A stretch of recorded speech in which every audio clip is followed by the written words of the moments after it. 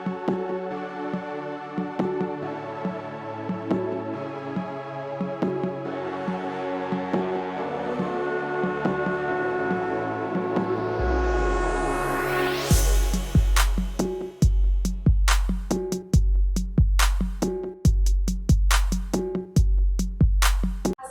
Bu Tanti. Waalaikumsalam Devi. Selamat siang Bu Tanti. Mohon maaf mengganggu waktunya Ibu. Iya, nggak apa-apa. Terima kasih Bu Tanti. Di sini saya mendapatkan tugas sebagai calon gubernur angkatan 10, di mana dengan berkaitan pengambilan keputusan berbasis nilai-nilai kebajikan sebagai pemimpin. Nah, dalam modul 3.1 ini yang pernah saya pelajari, saya mendapatkan tugas demonstrasi kontekstual untuk melakukan wawancara kepada 2-3 kepala sekolah Ibu, untuk mendapatkan sebuah wacana tentang praktik pengambilan keputusan yang selama ini dijalankan. Nah, terutama untuk kasus-kasus yang sama-sama benar dan kasus di mana nilai-nilai kebajikan ini saling bertentangan, atau kasus dilema etika dan Bu Tanti. Nah, berdasarkan hal tersebut, apakah Bu Tanti pernah mengalami pengambilan keputusan yang berkaitan dengan dilema etika, betul Bu? Tentu saja pernah. Jadi saya itu sebagai kepala sekolah tentu sering mengalami pengambilan keputusan yang mungkin melibatkan nilai-nilai kebajikan yang saling bertentangan. Terkadang memang ada dua hal yang menjadi bahan pertimbangan yang berbeda ya Bu ya.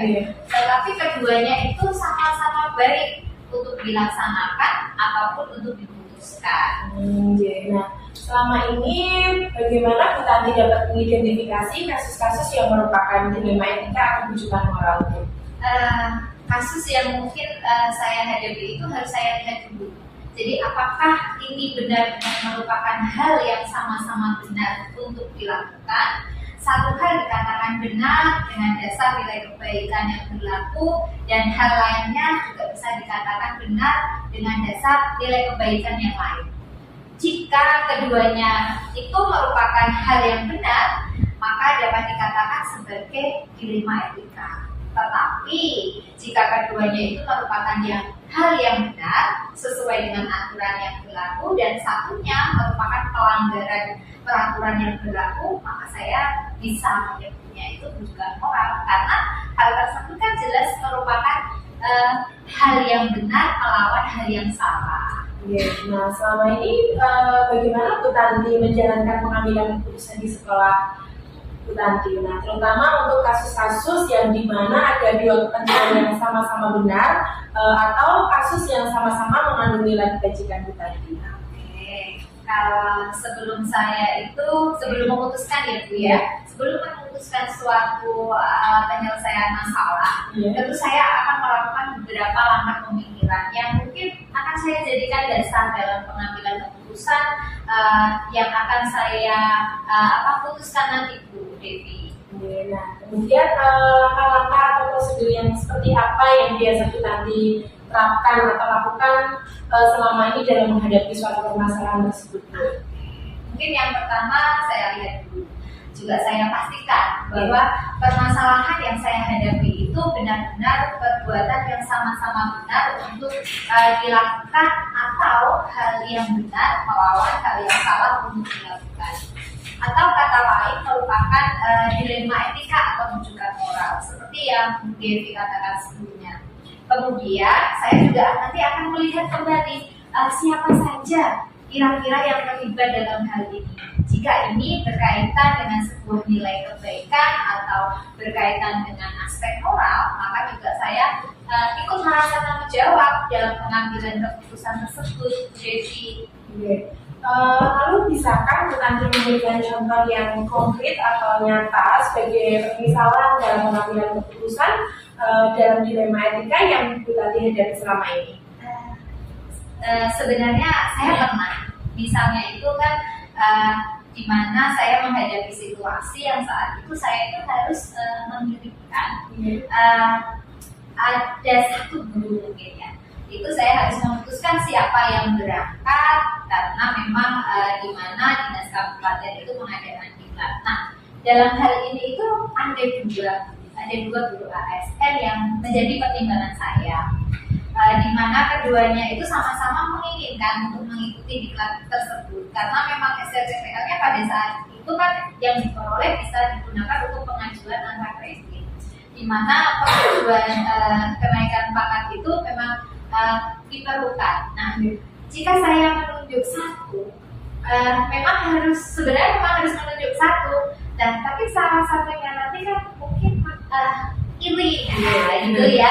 Jadi saya juga berpikir bagaimana kalau saya sebagai kepala sekolah juga akan menjadi alasan mereka sebagai dasar gesekan yang terjadi di lingkungan sekolah. Sedangkan saya dalam membuat keputusan kan sudah memberikan pengertian kepada kedua guru tersebut, dan saya juga berharap mereka itu menyadari dan memaklumi. Tetapi yang terjadi di lapangan kan berbeda. Guru yang tidak saya tunjuk ini benar-benar tidak suka dengan keputusan yang saya ambil, dan akhirnya berkata di belakang saya, bahkan membuat status di story WA-nya gitu. Jadi yang kesannya itu menyudutkan saya, otomatis kan saya menjadi tidak enak dalam hal masalah tersebut. Kenapa jadi seperti ini gitu, Bu Devi? Oke, baik Bu Tanti. Nah, apakah Bu Tanti melakukan pengujian benar atau salah dalam pengambilan keputusan tersebut, Bu? Pengujian yang seperti apa yang Bu Devi maksud ya? Jadi seperti ini, uji legal misalnya ya. Nah, apakah ada unsur pelanggaran hukum dalam situasi tersebut gitu Bu Tanti? Kalau mungkin pengujian legal tersebut jelas tidak ada, Bu Devi. Ya, nah untuk kalau dari uji regulasi bagaimana Bu Tanti? Apakah ada pelanggaran kode etik atau peraturan etika profesi dalam kasus tersebut, Bu? Tidak ada juga, Bu Devi. Oke, nah berdasarkan perasaan dan intuisinya Bu Tanti nih, apakah ada yang salah dalam situasi ini? Saya rasa tidak ada, Bu. Karena pemutusan masalah ini kan sudah saya sampaikan ke forum percakapan dengan guru-guru. Saya juga menyampaikan alasan sebenarnya. Saya sampaikan alasan penunjukan guru yang akan mengikuti diklat tersebut. Saat percakapan terjadi itu guru-guru menerima keputusan tersebut. Jadi hanya saja memang pada akhirnya ya Bu ya, pada akhirnya itu ada guru yang tidak puas dengan keputusan saya dan akhirnya melakukan kegiatan atau melakukan perbuatan yang kurang menyenangkan menurut saya itu. Lalu apa yang Bu Tanti rasakan ketika keputusan yang Bu Tanti buat itu dipublikasikan di media sosial atau media elektronik gitu dan menjadi viral itu? Nah, kira-kira Bu Tanti merasa nyaman nggak seperti itu, Bu? Kalau sebenarnya sih saya kurang nyaman ya, Bu, gitu ya. Tapi kemudian saya juga merasa saya itu tidak salah dengan keputusan saya sebagai kepala sekolah. Kan tentu saja saya berhak untuk membuat keputusan siapa yang lebih cocok untuk mengikuti diklat ini atau yang satunya gitu. Gini Bu Tanti. Nah, Bu Tanti kan sebagai kepala sekolah, nah tentu kan memiliki idola atau panutan yang dijadikan untuk teladan ya. Nah, dalam melaksanakan tugas sebagai kepala sekolah ini dan pengambilan keputusan, kira-kira keputusan yang akan diambil oleh panutan atau idola Bu Tanti ini dalam situasi ini seperti apa, Bu? Ya, saya sebenarnya punya idola yang saya jadikan sebagai panutan dalam melaksanakan tugas saya sebagai kepala sekolah. Dan hal ini tentu beliau juga akan melakukan hal yang sama seperti yang saya lakukan seperti itu. Paradigma pengambilan keputusan yang seperti apa yang Bu Tanti ambil untuk menjadi dasar dalam situasi dilema etika ini, Bu Tanti? Maksudnya gimana, Bu Devi? Jadi kan seperti ini. Nah, ada 4 paradigma yang terjadi dalam situasi dilema etika yang terjadi. Yang pertama kan ada individu dengan kelompok. Kemudian yang kedua ada rasa keadilan dengan melawan rasa kasihan. Yang ketiga adalah kebenaran lawan kesetiaan. Dan yang keempat ada keputusan jangka pendek lawan jangka panjang. Seperti itu, Bu Tanti. Saya rasa ya, Bu ya, paradigma yang saya hadapi termasuk yang kedua, Bu Devi, yaitu rasa keadilan lawan rasa kasihan. Jika saya menunjuk satu guru ini sebenarnya cukup adil karena kan guru yang saya tuju ini mempunyai kompetensi yang sesuai dengan diklat yang diadakan oleh dinas kabupaten.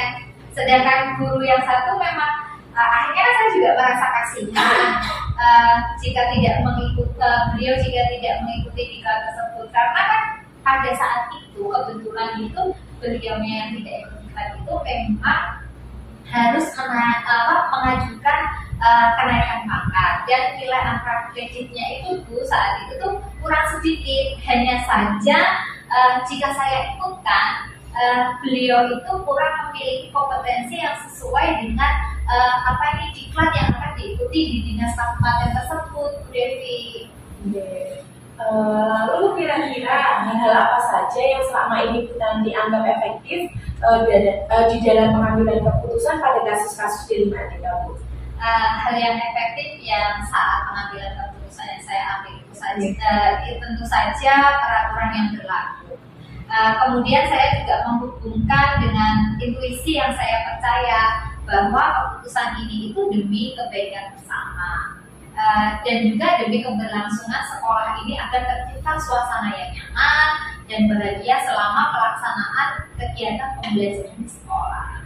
Nah, lalu ada hal-hal apa saja yang selama ini merupakan tantangan Bu Tanti dalam pengambilan keputusan pada kasus-kasus di Lima Etika di sekolah, Bu? Ya, itu tadi Bu Devi, saat saya bawa topik pembicaraan pada forum percakapan guru-guru, semua itu setuju dan tidak mempermasalahkan keputusan yang telah saya ambil. Tetapi setelah tadi diambil keputusan, ternyata ada guru yang tidak puas. Sehingga melakukan perbuatan yang kurang menyenangkan. Dalam hal ini sebaiknya dibahas ya dalam forum percakapan, bukan berkata-kata di belakang saya dan membuat status di story WA beliau. Lalu apakah Bu Tanti memiliki sebuah tata krama atau jadwal tertentu gitu dalam sebuah penyelesaian kasus di Lima Etika seperti ini misalnya, apakah Bu Tanti langsung menyelesaikan di tempat atau memiliki sebuah jadwal untuk menyelesaikannya, atau bentuk prosedur seperti apa yang bisa Bu Tanti jalankan seperti itu?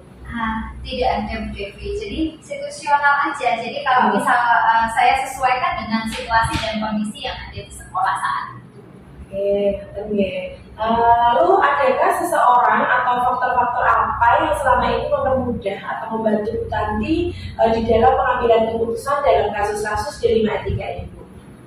Faktor utama jelas peraturan yang berlaku ya Bu Devi, disertai dengan kerjasama yang baik antar guru-guru di sekolah. Kemudian tentu saja sesuai dengan peraturan yang ada. Akhirnya kan semua hal itu yang kita putuskan dapat berjalan dengan baik seperti itu. Dari semua hal yang telah disampaikan Bu Tanti tadi, kira-kira pembelajaran apa yang dapat dipetik dari pengalaman Bu Tanti ketika mengambil keputusan di Lima Etika tersebut, Bu?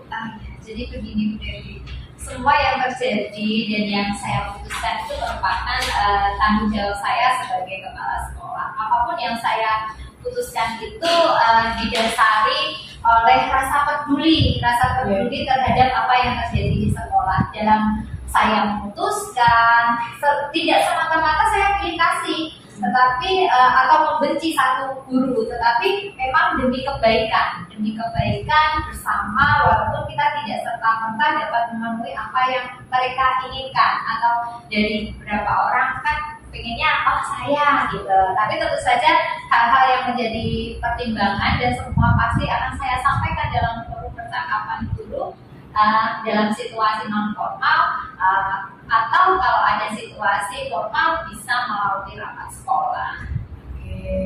Baiklah Bu Tanti, saya rasa cukup sekian di wawancara yang saya lakukan pada Bu Tanti. Saya juga mohon maaf jika ada tutur kata ataupun perilaku yang kurang berkenan di hati Bu Tanti. Saya juga mengucapkan banyak terima kasih Bu Tanti atas kesediaan waktunya untuk melakukan sesi wawancara untuk memenuhi tugas saya sebagai calon guru penggerak Bu Tanti.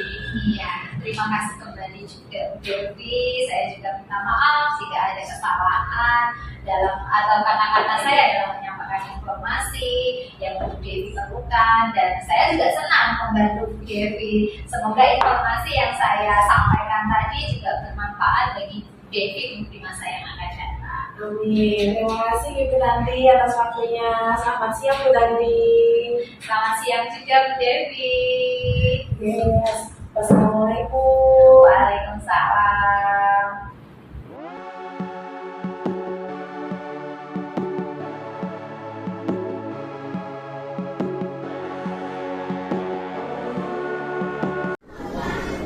Assalamualaikum Pak Sis. Waalaikumsalam. Ya, selamat pagi Pak Sis. Mohon maaf ya mengganggu waktunya ya. Jadi begini Pak Sis, terima kasih sebelumnya nih Pak Sis. Di sini itu saya mendapatkan tugas sebagai calon guru penggerak angkatan 10. Nah, di sini berkaitan dengan pengambilan keputusan berbasis nilai-nilai kebajikan sebagai pemimpin Pak Sis. Di dalam modul 3.1 ini yang tengah saya pelajari, itu saya diminta untuk mewawancarai 2-3 kepala sekolah. Nah, ini Pak Sis. Kemudian di sini kepala sekolah itu untuk mendapatkan sebuah wacana tentang praktik pengambilan keputusan yang berbasis nilai-nilai kebajikan itu bersinggungan atau dengan kasus-kasus dilema etika, Pak Sis, yang sama-sama benar. Nah, dari hal tersebut, kira-kira Pak Sis pernah mengalami keputusan-keputusan yang berkaitan dengan dilema etika, Pak Sis? Baik, terima kasih Bu Devi. Pengalaman saya sebagai kepala sekolah dalam mengambil keputusan sering ya memang mengalami permasalahan tentang dilema etika.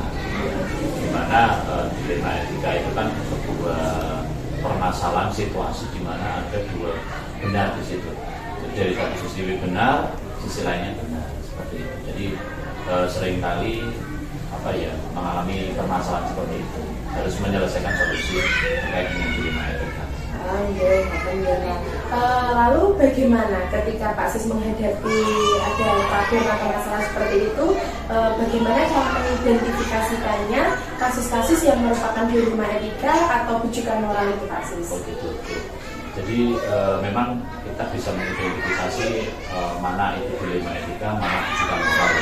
Kalau dilema etika itu kan dimana dua permasalahan itu benar semuanya, dari sisi satu benar dan satunya benar. Tapi kalau bujukan moral itu yang satu benar, namun di sisi lain itu merupakan suatu yang salah seperti itu. Jadi cara mengidentifikasinya yaitu kita melihat permasalahannya dulu.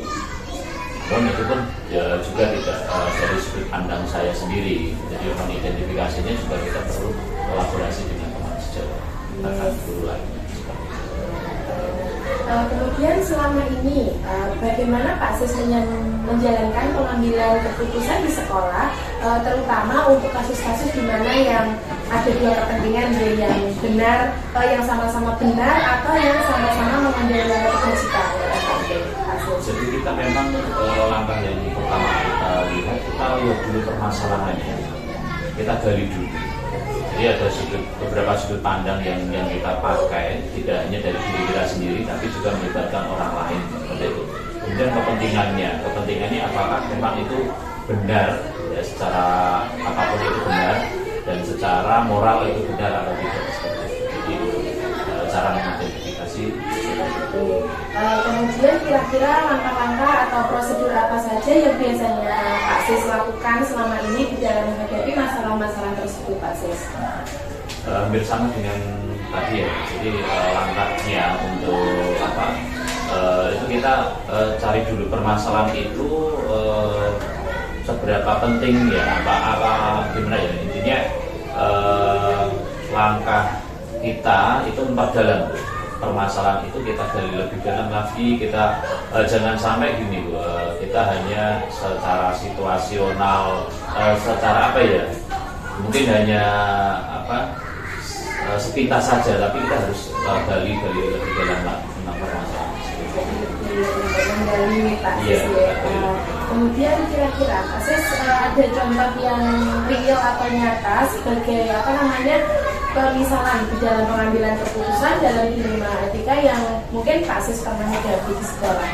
Baik, selama pengalaman saya di sekolah, misal gini untuk kasus dilema etika sama seperti mungkin sekolah lain juga sama ya. Kita kan kurikulum sekarang sudah kurikulum merdeka, di mana di situ ada peraturan bahwa anak itu harus naik kelas seperti itu, apapun kondisinya seperti itu. Sedangkan di lapangan kenyataannya memang tidak semua anak mencapai nilai batas KKM yang ditentukan oleh sekolah. Gitu. Jadi itu merupakan sebuah dilematis juga ya. Di lain sisi memang anak itu memang seharusnya belum layak untuk naik ke jenjang ya, naik ke fase seperti itu. Namun dalam segi aturan kurikulum merdeka anak itu harus itu merupakan sebuah kasus yang dilematis juga. Dilema etika lah. Lanjut, apakah Pak Sis juga melakukan pengujian benar atau salah di dalam pengambilan keputusan tersebut, Pak Sis? Maksudnya pengujian benar dan salah ini seperti uji legal misalnya, apakah ada unsur pelanggaran hukum dalam situasi tersebut, Pak? Kalau uji legal pelanggaran belum sampai sejauh itu ya, karena kita juga dalam aturan kurikulum itu kan anak juga harus naik gitu ya. Iya. Jadi kita patokannya ya dari kurikulum itu. Kemudian kalau dari uji regulasi Pak Sis, apakah ada pelanggaran peraturan atau kode etik profesi dalam kasus tersebut, Pak Sis? Untuk kode etik mungkin ada ya, berkaitan dengan profesionalitas seorang guru gitu ya, dalam memberikan sebuah penilaian kan harus objektif gitu. Namun memang kita dibenturkan dengan peraturan juga gitu. Jadi di antara di kode etik memang itu ada menyalahi lah ya. Cuma dari segi aturan kita harus mengikuti juga gitu. Kemudian berdasarkan perasaan dan intuisi Pak Sis, itu apakah ada yang salah di dalam situasi ini, Pak Sis? Baik, kalau intuisi saya tentunya antara ada dan tiada ya. Ada itu karena memang kan dia harus, orang guru harus mengungkap nilai anak itu supaya bisa mencapai batas KKM. Di lain sisi juga, di situ juga kita harus profesionalitas, harus bertanggung jawab juga terhadap peraturan yang ada. Dalam kurikulum merdeka bahwasanya anak itu harus naik kelas gitu ya. Jadi secara intuisi saya ya ada ya dan tidak ada juga. Jadi sama-sama benarnya gitu. Ketika Pak Sis mengambil keputusan itu ya, terus misalkan ada yang mengizinkan di luar, itu kira-kira apa ya Pak Sis rasakan ketika keputusan yang Pak Sis itu diperbincangkan di luar seperti itu, Pak Sis? Tentunya saya harus bertanggung jawab dengan keputusan yang saya ambil gitu ya. Jadi saya tidak masalah meskipun nanti di luar ada permasalahan apa. Dan ketika memang itu cuma hanya diperguncikan saja. Ya, kalau memang saya tahu orangnya, saya ajak untuk diskusi seperti itu. Memang kita menjalankan aturan sesuai dengan apa yang dikehendaki oleh pemerintah. Jadi seperti itu ya. Nah terus kemudian apakah Pak Sis di dalam pengambilan keputusan ini memiliki idola atau panutan di dalam melaksanakan tugas sebagai kepala sekolah? Dalam hal ini mungkin beliau akan melakukan hal yang sama dengan Pak Sis. Ya, tentunya seorang kepala sekolah, seorang pemimpin itu pasti punya role model ya, panutan yang tentunya masuk tadi. Dan pastinya saya juga punya komunitas ya, dan permasalahan itu juga kita share di komunitas juga sebagai bahan untuk penyelesaian masalah juga. Jadi saya kira teman-teman juga sama dalam mengambil keputusan yang sama dilematisnya. Nah, kemudian paradigma apa di dalam pengambilan keputusan yang manakah yang Pak Sis menjadikan dasar di dalam situasi dilema ketika tersebut, Pak Sis? Mungkin bisa dijelaskan paradigmanya. Jadi seperti ini kan di dalam pengambilan nilai-nilai kebajikan di dalam kepemimpinan itu kan ada 4 paradigma nih, Pak Sis. Yang pertama itu tentang antara individu dengan kelompok. Kemudian ada rasa keadilan melawan rasa keadilan, ya. Kemudian yang ketiga ada kebenaran lawan kesetiaan, dan yang terakhir adalah keputusan jangka pendek dan jangka panjang, Pak Sis. Mungkin dari 4 paradigma itu saya lebih condong ke yang kedua tadi ya Bu ya. Antara keadilan dan rasa kasihan seperti itu. Kemudian kira-kira hal-hal apa saja yang selama ini Pak Sis anggap efektif di dalam mengambil keputusan pada kasus-kasus dilema etika, Pak Sis? yang mungkin bisa paling efektif untuk dilema etika penyelesaiannya, saya harus yang pertama saya dari diri saya sendiri dulu. Kemudian saya juga melibatkan teman-teman rekan sejawat untuk menyelesaikan permasalahan. Tentunya itu merupakan tidak hanya keputusan kepala sekolah saja ya, tapi itu melibatkan sekolah, semua aktor-aktor yang terlibat di dalam sekolah semua harus ikut juga terlibat. Sehingga itu bukan keputusan dari satu orang saja, tapi dari tim. Nah, kemudian nih, kira-kira ada hal-hal apa yang merupakan tantangan ketika Pak Aziz mengambil keputusan pada kasus-kasus dilema etika di sekolah panjenengan? Ya, tantangan jelas ada. Iya. Pasti orang tua ya. Dilema yang kasus yang sudah saya sampaikan tadi, jelas orang tua itu merupakan stakeholder yang penting juga dalam sekolah, dalam pendidikan anak gitu. Jadi tantangannya adalah mungkin orang tua kan juga mengawasi ya, di kelas itu mungkin anaknya dengan anak yang lain itu dia juga mengawasi, itu tantangannya dari orang tua. Lebih ke Stakeholdernya. Kemudian di dalam penyelesaian masalah tersebut, apakah Pak Aziz itu punya tata cara atau jadwal mungkin di dalam penyelesaian sebuah kasus dilema etika, misalnya seperti ini, apakah Pak Aziz langsung menyelesaikannya di tempat atau mungkin membuat sebuah jadwal di dalam menyelesaikannya, mungkin dalam bentuk prosedur seperti apa yang mungkin Pak Aziz lakukan? Kalau permasalahan itu jelas tidak bisa diselesaikan secara situasional ya Bu ya, karena itu perlu kita gali dulu permasalahannya. Tapi juga terkadang dilema etika yang lain permasalahannya juga bisa situasional. Tapi untuk yang permasalahan yang saya sampaikan tadi, kita harus ajak rembuk dulu dengan teman-teman, komunikasi, bisa dengan diskusi dengan teman-teman, bahkan dengan komunitas belajar saya juga bisa. Kemudian apakah ada seseorang atau faktor-faktor yang mungkin selama ini mempengaruhi atau membantu Pak Aziz di dalam mengambil sebuah keputusan di dalam menyikapi kasus-kasus yang berkaitan dengan dilema etika Pak Aziz? Ya, jelas tadi yang sudah saya sampaikan, kita kolaborasi dengan rekan sejawat ya. Jelas kalau itu permasalahan di kelas, saya bersama dengan guru kelas. Kalau itu memang melibatkan sekolah, satu sekolah ya kita semua libatkan. Juga mungkin dari komite dan lainnya, tergantung permasalahan yang kita tuju. Nah, kira-kira dari semua hal yang tadi panjenengan sampaikan itu, adakah pembelajaran yang mungkin bisa dipetik dari pengalaman yang Pak Aziz ambil ketika Pak Aziz melakukan pengambilan keputusan dalam menghadapi dilema etika tadi, Pak Aziz? pengalaman bagaimana? Ya mungkin pelajaran yang bisa dipetik katanya. Ya, memang setiap permasalahan itu menurut saya bisa kita identifikasi mana itu dilema etika, mana itu tujuan moral, dan semuanya butuh penyelesaian yang segera juga dan bijaksana. Jadi dengan adanya dilema etika dengan tujuan moral itu bisa kita menghasilkan sebuah keputusan yang bijak lah. Jadi sebagai pemimpin hendaknya bisa menyikapi secara bijak Pak. Menurut saya cukup sekian wawancara saya dengan Pak Aziz. Saya mohon maaf ya kalau mungkin di dalam bertanya banyak perkataan yang kurang berkenan. Jika ada yang kurang berkenan dari Pak Aziz, saya mohon maaf Pak Aziz. Terima kasih ya Pak Aziz atas waktunya. Terima kasih Bu Dewi sudah berkenan hadir di sini untuk kita bisa sharing ya Bu ya, untuk terkait dengan dilema etika dan terima kasih Bu Dewi. Sama Pak Aziz, saya juga mohon bimbingan ya untuk banyak belajar dari sini. Sekian dulu dari saya Pak Aziz. Wassalamualaikum warahmatullahi wabarakatuh.